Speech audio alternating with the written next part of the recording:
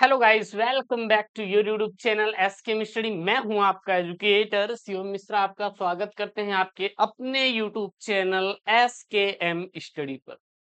यहां पर लेकर आया हूं आप सभी के लिए क्लास 12 बायोलॉजी के बेहद ही 60 इंपॉर्टेंट टॉपिक। जी हाँ, ये आप 60 इंपॉर्टेंट टॉपिक रट लीजिएगा। कुछ भी हो जाएगा सर, लेकिन हमें ये 60 टॉपिक क्या होने चाहिए सर?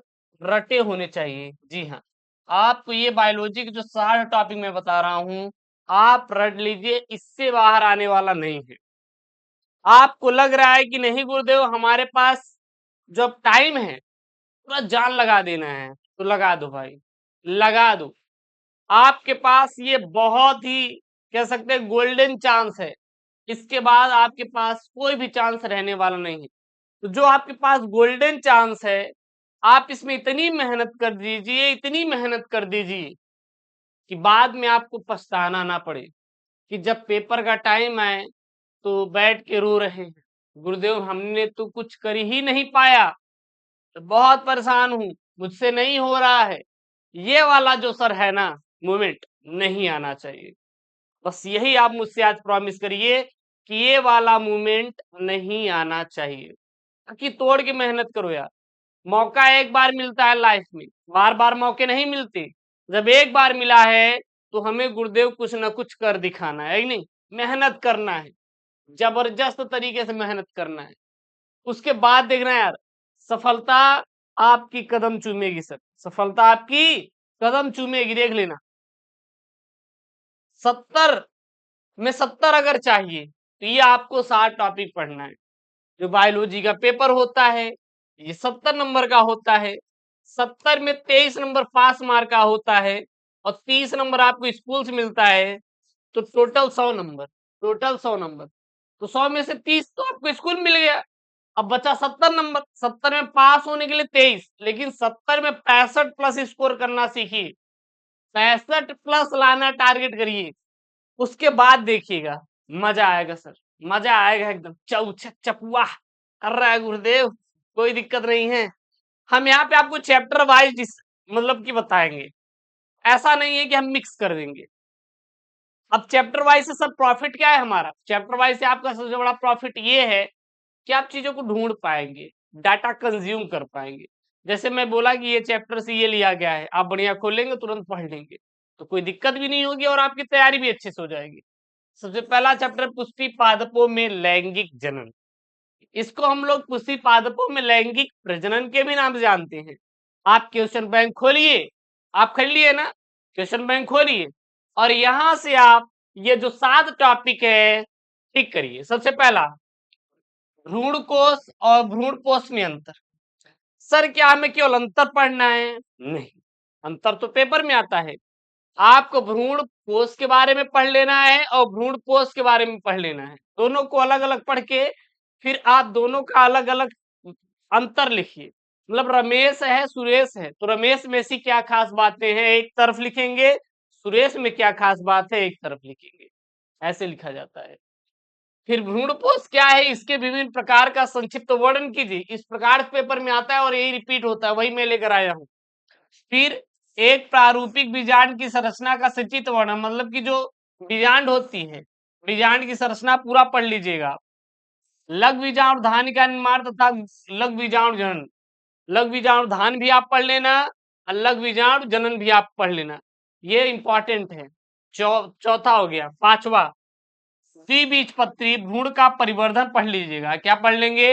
द्विबीजपत्री भ्रूण का परिवर्धन, ये टॉपिक पढ़ लेंगे। उसके बाद बीजांड का परिवर्धन तथा गुरु बीजाणु जनन, बीजांड का परिवर्धन टॉपिक और गुरु बीजाणु जनन, ये भी आप टॉपिक पढ़ लेंगे। कुछ चीज यहाँ पे 5 में लिखा, लेकिन आप अगर देखिए ये 2 टॉपिक यहाँ पे हो गया, 2 टॉपिक यहाँ पे हो गया, ऐसे ऐसे कवर करिए आप टॉपिक, ठीक है ना। उसके बाद पराग कर पढ़ लेंगे, परागण के प्रकार और परागण के लाभ तथा हानि।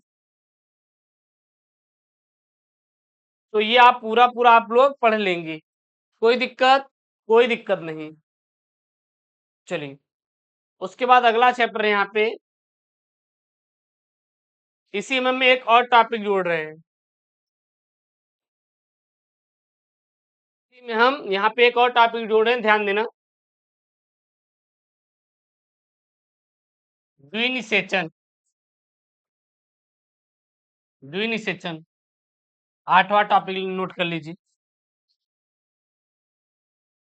और त्रिसंलयन, ठीक है ना। ये आप 2 टॉपिक इसमें एक्स्ट्रा पढ़िए, 2 टॉपिक आप इसमें एक्स्ट्रा ऐड कर लीजिए।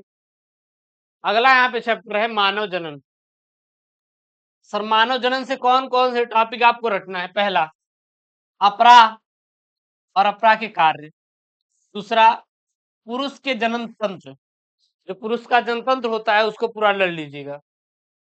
तीसरा, मादा जनन तंत्र के बारे में पूरा रट लेंगे, यानी पूरा उसका फिगर बनाएंगे, फिर उसके बारे में एक एक टॉपिक करके हमें रटना है। क्लियर है? उसके बाद चौथा यहाँ पे युग्मक जनन। कौन सा टॉपिक आपको रटना है? युग्मक जनन। फिर आपको शुक्र जनन, युग्मक जनन के बाद शुक्र जनन, ये भी टॉपिक। और साथ ही साथ शुक्राणु के बारे में अच्छे से डिटेल में आपको पढ़ना है। ये छठा टॉपिक लगा लीजिएगा, शुक्राणु के बारे में। पांचवा, मानव में अंडाणु जनन की प्रक्रिया का सचित्र वर्णन। साथ ही साथ ये एक और टॉपिक, ये पांचवा इधर लिख, पांचवा हम लिख दे रहे हैं इधर। पांचवा के बाद छठवा होगा ना। छठवा क्या? शुक्राणु के बारे में, शुक्राणु के बारे में, शुक्राणु की संरचना और क्या क्या होता है। सातवां, अंडाणु के बारे में, यानी कि अंडाणु की संरचना, शुक्राणु और अंडाणु की संरचना, ये 2 अलग से टॉपिक आप नोट कर लीजिए। अगला यहाँ पे है आपका जनन स्वास्थ्य। तो जनन स्वास्थ्य एक आईवीएफ पात्र निषेचन तकनीक की पर टिप्पणी और जनसंख्या विस्फोट एवं निवारण, मतलब कि यहाँ पे जनसंख्या विस्फोट एवं निवारण पर निबंध। तो यहाँ से छोटे ही प्रश्न आते हैं, आप अगर आएगा भी कर लेंगे, एक बार अगर देख लेंगे तो उसको। अगला यहाँ पे चैप्टर वंशागति तथा विविधता के सिद्धांत। यहाँ से कुल आपको 9 टॉपिक पढ़ना है। कौन कौन से? डाउन सिंड्रोम क्या होता है, जीन प्रारूप और दृश्य प्रारूप लक्षण पर टिप्पणी, क्रॉसिंग ओवर, सप्रभाविता पर टिप्पणी, प्रभाविता तथा अप्रभाविता में भेद यानी कि अंतर, यानी प्रभाविता भी पढ़ लीजिएगा, अप्रभाविता पढ़ लीजिएगा। अनुवांशिक रोग, मानव में लिंग निर्धारण कैसे होता है, मेंडल के वंशागति के नियम और लिंग सहलग्न गुणों से आप क्या समझते हैं। तो ये आपको सारे टॉपिक रटे होने चाहिए। अगला यहाँ पे है जो चैप्टर वंशागति का आणविक आधार। सर यहाँ से आपको 7 टॉपिक, ये 7 टॉपिक कौन कौन से टॉपिक हैं और भी हैं। डीएनए तथा आरएनए में अंतर, यानी डीएनए के बारे में, आरएनए के बारे में अलग अलग पढ़िएगा। डीएनए उंगली छाप क्या है, डीएनए फिंगरप्रिंटिंग, मानव जीनोम प्रोजेक्ट, डीएनए की संरचना के वाटसन एवं क्रिक मॉडल, कार्य के आधार पर आरएनए के प्रकार, ट्रांसक्रिप्शन यानी अनुलेखन पर विस्तृत टिप्पणी, अनुवांशिक कूट क्या है, इसकी मुख्य विशेषता को वर्णन कीजिए, ये सब पढ़ लेना। उसके बाद अगर आप यहाँ पे चैप्टर है वो है मानव स्वास्थ्य तथा रोग, लेकिन इसी में आएगा विकास। क्या आएगा? जो विकास चैप्टर है वहां से आप ओपेरिन, ओपेरिन, लैमार्क, लैमार्कवाद और डार्विनवाद, डार्विनवाद, ये सब आप तैयार कर लेना, ठीक है ना। किससे? विकास वाले चैप्टर से।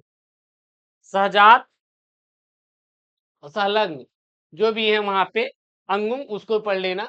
विकास वाले चैप्टर से 3 टॉपिक यहाँ मैंने दे दिया, बाकी और लगा लीजिएगा अपने से, ठीक है ना।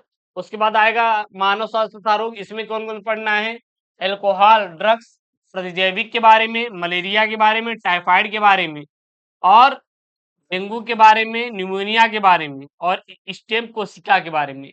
ये आप टॉपिक सभी सभी रट लेना। इसका पीडीएफ टेलीग्राम पर भेज देंगे।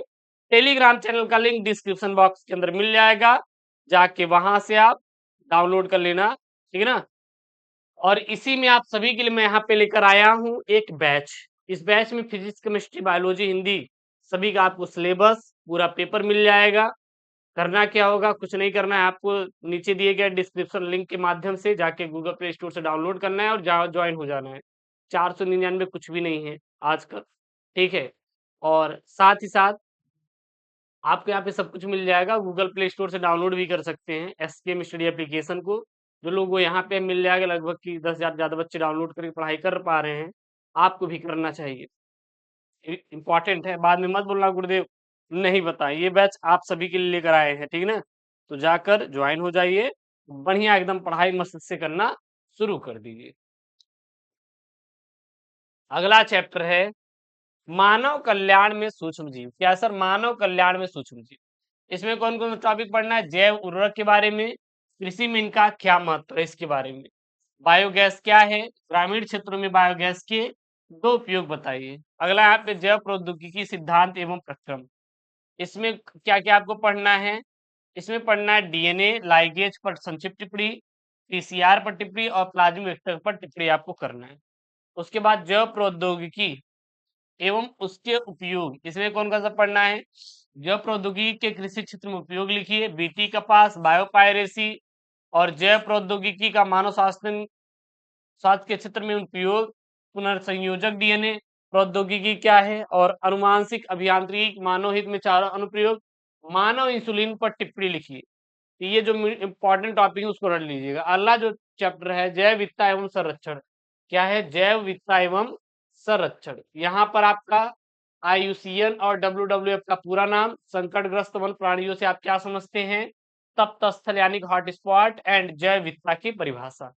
बस आपको इतने चैप्टर आपको रटे रहने चाहिए।